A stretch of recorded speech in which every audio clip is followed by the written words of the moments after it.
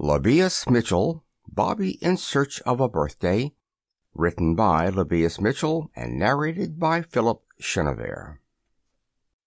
Bobby in Search of a Birthday by Lebbeus Mitchell. Chapter 1.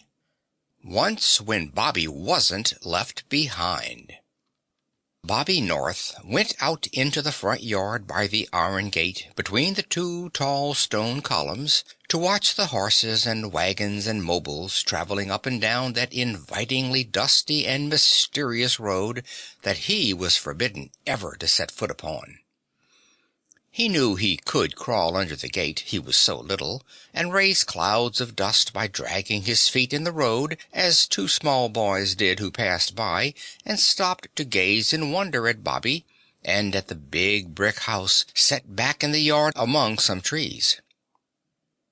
He wondered if the superintendent would really send him to bed without anything to eat if he disobeyed her just this once and slipped under the gate out into the road for as many as 40 or a dozen minutes. He was afraid she really might, and was standing with face pressed against the iron bars of the gate when a man drove up back of him with a buggy jammed as full as it would hold of boys and girls from the home. "Bobby North!" cried the sharp, irritated voice of the superintendent. "How many times must I tell you to keep away from that gate?"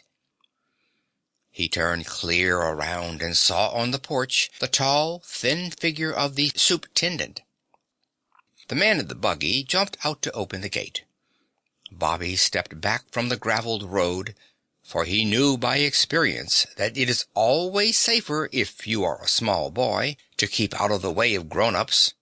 Then they can't scold you for doing something you mustn't, or not doing something you should, even when you had never thought of doing either one.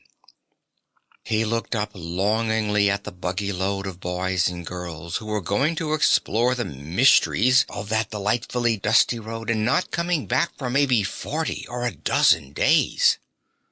Bobby was used to being left behind and stepped further away, but without taking his lonely eyes off those more fortunate children. When the man had opened the gate, he stopped and looked at Bobby, and then at the superintendent on the porch. He came directly towards Bobby, as he kept backing away, caught him up in his arms and tossed him into the lap of the lady who sat on the front seat. "You'd like a whole week in the country, too, wouldn't you?" said the man. "Yes'm." Sample complete. Ready to continue?